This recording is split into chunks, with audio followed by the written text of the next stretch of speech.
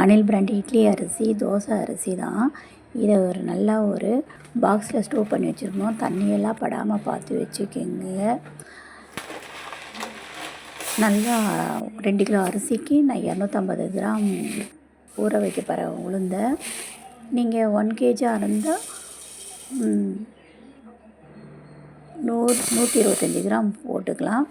ஊற வச்சதுக்கு முன்னாடி நல்லா களையணும், 2 களை களையணும். ஊறினதுக்கப்புறம் 2 களை களைஞ்சி மூடி வச்சுட்டு கிரைண்டரை சுத்தமாக கழுவிட்டு சேலையை நல்லா சொருவிக்கணும். முன்னாடி சடையெல்லாம் விடக்கூடாது, கிளாஸ் வளையல் போடக்கூடாது.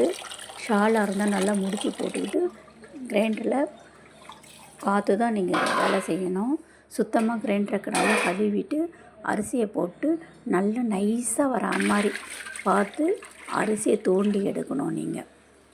அப்போ தான் ரொம்ப நல்லாயிருக்கும், இட்லி சாஃப்டாக இருக்கும் பார்க்க.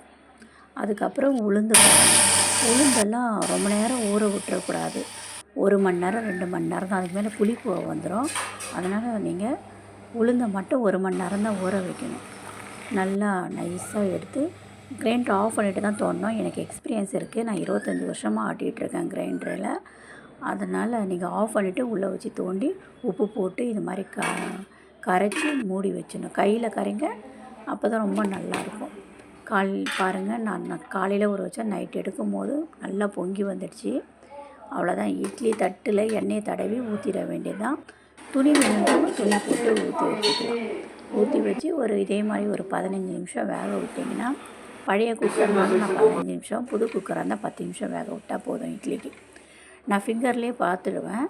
நீங்கள் வேணால் ஸ்டிக் வச்சு எடுக்கலாம். எடுத்துகிட்டு இது மாதிரி இட்லி கொஞ்சம் ஆற விட்டு எடுத்திங்கன்னா ரொம்ப சாஃப்டாக பூ போல் இருக்கும்.